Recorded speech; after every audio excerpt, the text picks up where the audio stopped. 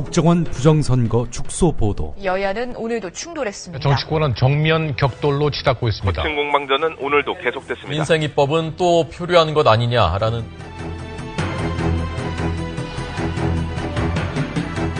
장악당한 언론은 진실로부터 멀어지고 있습니다. 낙담하지 마십시오. 국민TV가 이제 날개짓을 하려고 합니다. 조합원으로 가입해서 위대한 역사를 함께 만들어 갑시다. 미디어 협동조합 국민TV 홈페이지 또는 서울 전화 3144-7737 또는 3144-0933으로 가입하실 수 있습니다.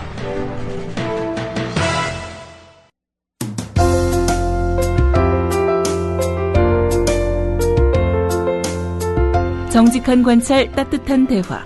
국민TV 라디오의 서영석의 타임라인을 듣고 계십니다. 한 취업 사이트가 아르바이트생 500명을 대상으로 설문조사를 해봤더니 무려 70%가 부당한 대우를 받은 적이 있다고 대답했습니다. 정해진 시간보다 일을 더 많이 시키거나 아예 임금을 주지 않거나 혹은 인격적인 모독을 가하는 식입니다. 하지만 아르바이트생들은 이런 대우에도 일을 그만둘 수 없는 처지가 대부분인데요. 그래서 아르바이트생들이 노조를 만들겠다고 선언했습니다. 아르바이트 노조 구교현 위원장을 연결합니다. 구교현 위원장님 안녕하십니까? 네, 안녕하세요. 네. 그러면 우리 구교현 위원장님도 아르바이트생입니까? 네, 일단 아르바이트생은 아니고요. 네. 아르바이트생이라는 의미가 이제 학생이라는 의미인데, 제가 학생은 아니고 이제 30대 후반인데요. 예. 저는 이제 아르바이트 노동자이고요. 예. 최근에는 이제 패스트푸드점의 라이더로 일을 시작을 했습니다. 패스트푸드점의 라이더라는 것은 배달이죠. 예. 오토바이 주로 그런 걸로 배달하는 거죠. 맞습니다.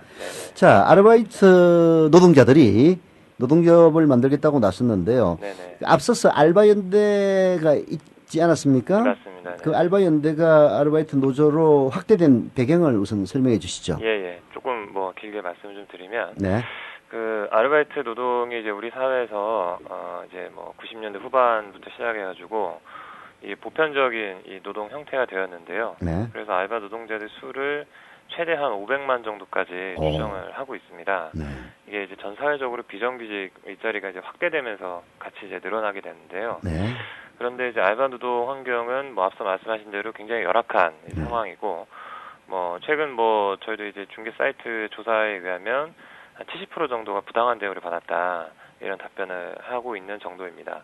그런데 지금까지 알바 노동 문제가 여러 단체가 이제 실태 조사를 해서 여러 가지 제기를 해왔고 노동부에도 여러 진정이 이제 올라가긴 했는데 별로 그렇게 되어도 문제 해결이 빠르게 되지 못하는 이런 어려움들이 있었습니다. 그래서 이 노동자들이 가진 권리 중에 헌법에서 보장하고 있는 것이 단결권, 단체 교섭권, 단체 행동의 권리가 있는데요. 그래서 알바 노동자들의 노동권 보장을 위해서 우리가 이런 수단을 확보하는 것이 필요하다라는 생각에서 이 노동조합을 결성하게 되었습니다. 네. 근데 이게 통상 노조 하면은 모태가 되는 직장이 있고, 네네. 그리고 이제 물론 비정규직 노조도 요즘 많이 생기고 있습니다만은 정규직을 연상하게 되는데요. 맞습니다.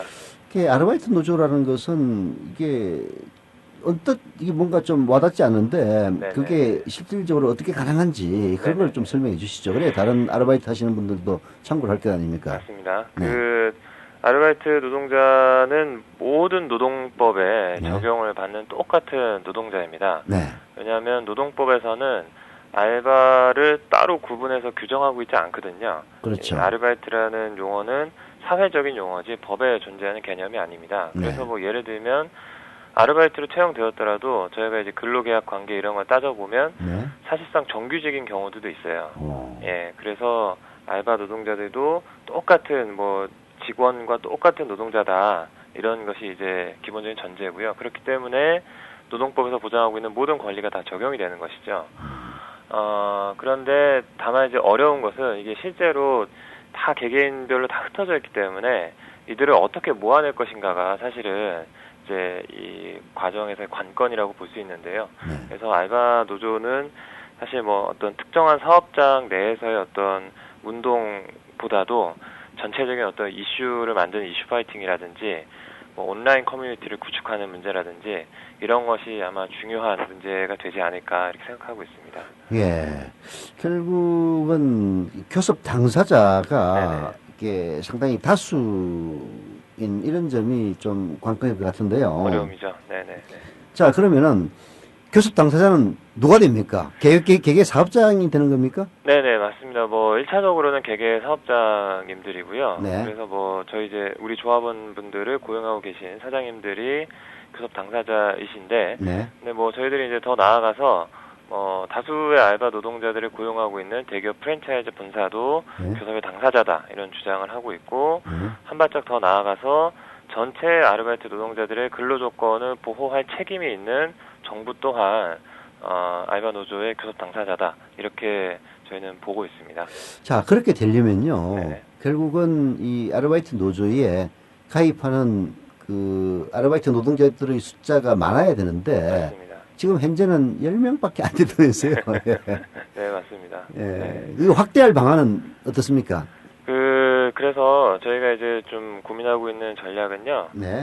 이 알바 노동자들이 말씀드린 대로 다 이제 개개인별로 흩어져 있는데 뭐 일을 구하는 과정에서도 뭐 일을 하는 과정에서도 다 이렇게 혼자 있습니다. 어디다 도움을 청할 곳이 없고 뭔가 물어볼 곳이 없는 이런 상황인데 그래서 알바 노조가 기본적인 뭐 이 알바 일자리를 구하는데 필요한 정보라든지 각각의 업종별로 알바 노동자들이 알고 있으면 유용한 팁들 뭐 이런 것들을 취재하고 담아가지고 알바 노동자들이 일을 구하고 일을 하는 데 있어서 뭐 궁금한 것들, 필요한 것들을 찾을 수 있는 공간으로서의 알바 노조를 만들어 가고자 하고 있습니다. 이게 결국은 아르바이트를 하는 노동자들이 네네. 알바 노조의 문을 두드리면은 네네. 조금이라도 좀 더 도움이 되고 네네. 그리고 점주라든지 네네. 이런 부당한 대우를 에 대해서 이제 개개인은 항의하기 어렵잖아요. 그렇죠. 뭐 잘리겠다는 그런 각오를 하지 않으면은 맞습니다. 그래서 그런 이제 대변자로서의 역할이 좀 부각이 돼야 되겠네요. 네네네 맞습니다. 네. 자, 직원,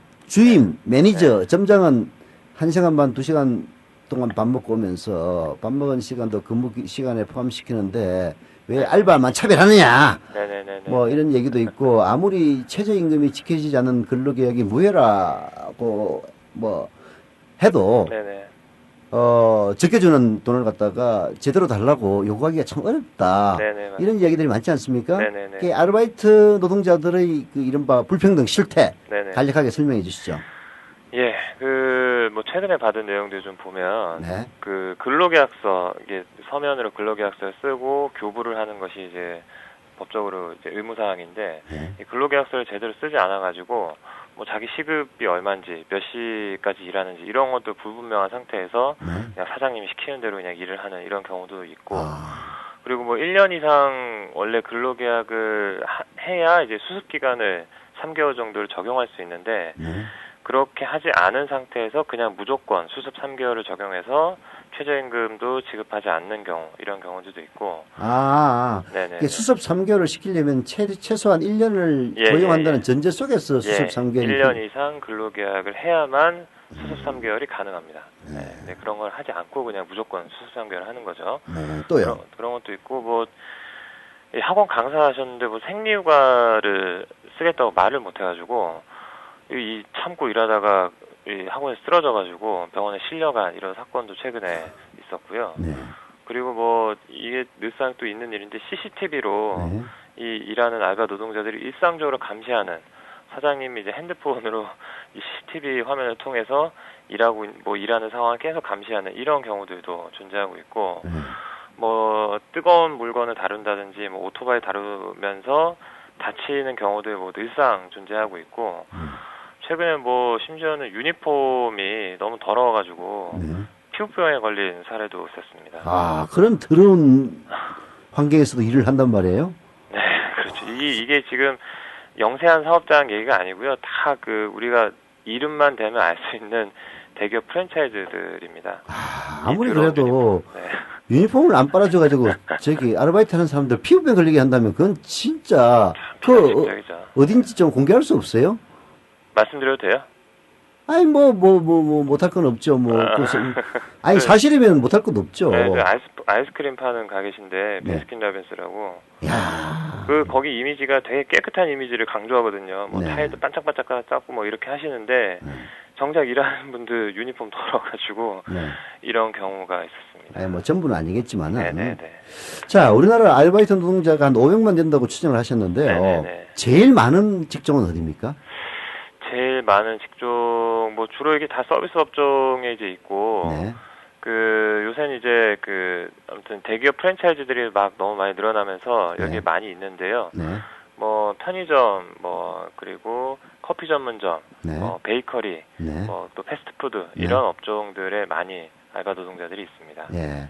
최저임금을 시급 1만 원을 주장하셨는데요. 네네네. 지금 우리 형편에 보면은 거의 더블 아닙니까? 더블이죠. 예. 현실적으로 가능하다고 보십니까? 네, 저희는 뭐 가능해야 된다고 보는데요. 네.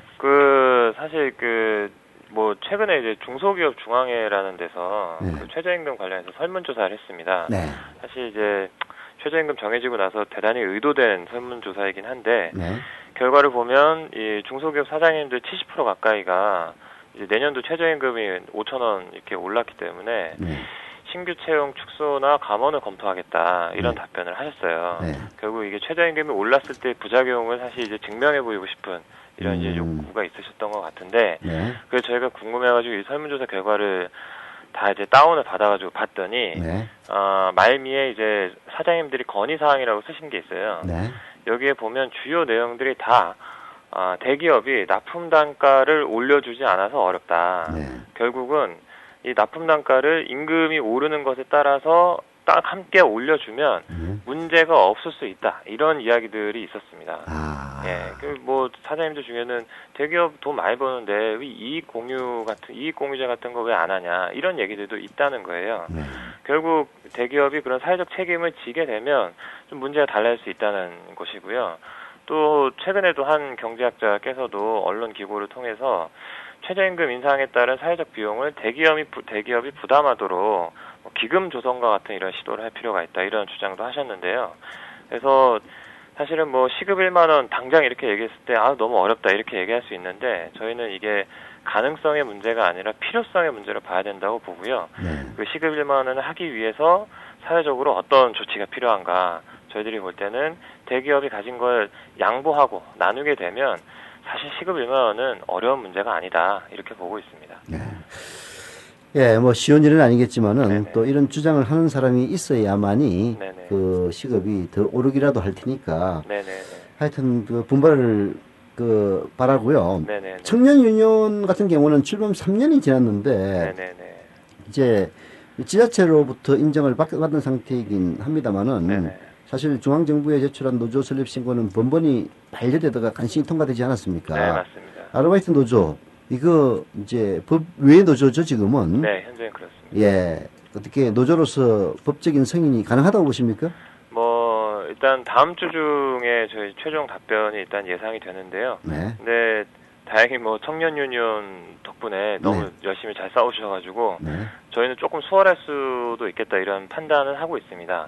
근데 만약에 이제 쟁점을 예상을 한다면 노동부에서 이제 조합원들 중에 이 사람이 알바냐 아니냐 이런 좀 증명해달라 이렇게 이제 요구하는 이런 상황이 발생할 수 있는데 근데 이게 사실 알바인가 아닌가 이 사실 근로계약서도 없고 근로한 때는 사실이 공식적으로 존재하지 않는 경우들이 너무 많기 때문에 사실 이거는 그동안 노동부가 제대로 관리 감독을 하지 않은 상태에서 발생한 문제거든요.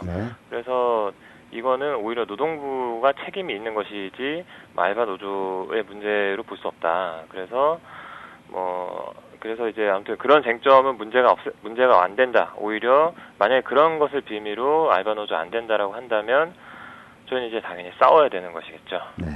자, 우리나라는 항상 외국 사례를 또 중요시하는데요. 제 아르바이트 노동자들의 조직화가 다른 나라에 있습니까? 일본에 프리타 해가지고 아예 그냥 아르바이트가 하나의 사회 현상인데 있습니까? 말씀하신 대로 이제 일본의 전국 단위의 이제 프리터 연합도 있고요. 그리고 동네별로, 지역별로 다양한 노동조합들이 존재합니다. 네. 유니온 이름으로 존재하고요. 아, 실제로? 예. 다양하게 존재하고요. 뭐 200명, 300명 단위의 동네별로 유니온들이 존재하고, 네. 그리고 최근에 또 미국에서 그 패스트푸드 노동자들, 우리가 잘 알고 있는 뭐 맥도날드라든지 뭐 웬디스라든지 이런 그 국제 이제 브랜드의 그 패스트푸드 노동자들이 운동을 또 활발하게 전개하고 있는데, 여기서도 핵심적으로 주장하는 게 최저임금 2배로 인상입니다. 네. 미국에서 뭐 이런 게 있고, 또 최근에 또 뭐 뉴질랜드라든지 터키라든지 이런 곳에도 이런 그 맥도날드 같은 곳이 이제 국제적인 기업이기 때문에 네. 이런 곳에 존재하는 노동자들이 이제 운동을 벌이고 있고, 이분들의 주장이 사실은 저희 알바 노동조합의 주장과 거의 비슷합니다. 연대도 해야 되겠네요. 그렇죠. 네. 자, 마지막으로요. 이게 아르바이트 노조가 잘 될 수 있도록 국민들에게 호소 한마디 해주시죠. 네네. 네. 그 알바 노동자들도 노동조합에 가입할 수 있습니다. 네. 이 주장이 싸우자는 게 아니고요. 네. 함께 살자는 겁니다. 네. 이게 지금 일자리가 점점 줄어들고 있는 이 시대에 네. 알바는 사실상 직업의 개념으로 바뀌어가고 있습니다. 네. 그래서 알바의 근로 환경을 개선하는 일은 이 시대적 과제다, 이렇게 좀 보고 있고요. 잠깐만. 네네. 아르바이트 노조에 가입할 수 있는 방법을 마지막으로 간단하게 얘기해 주세요. 어떻게 하면 됩니까? 방법이요. 네. 그 지금은 이제 저희가 알바 연대라는 이름으로 이제 활동을 하고 있는데요. 네. 그 알바 연대 저희 홈페이지가 있습니다. 네. 네, alba.or.kr 홈페이지도 있고, 전화번호가 3144-0935번입니다. 3144에 0935번. 0935. 네네네. 3144에 0935로 전화하세요. 네네네. 연락 주시면 되겠습니다. 네, 서울입니다. 02에 3944에 315였나요? 3144에 0935번입니다. 예. 자, 지금까지 아르바이트 노조 구교연 위원장이었습니다. 감사합니다. 네, 감사합니다. 네, 저는 문희정 아나운서의 간추린 뉴스 듣고 오겠습니다.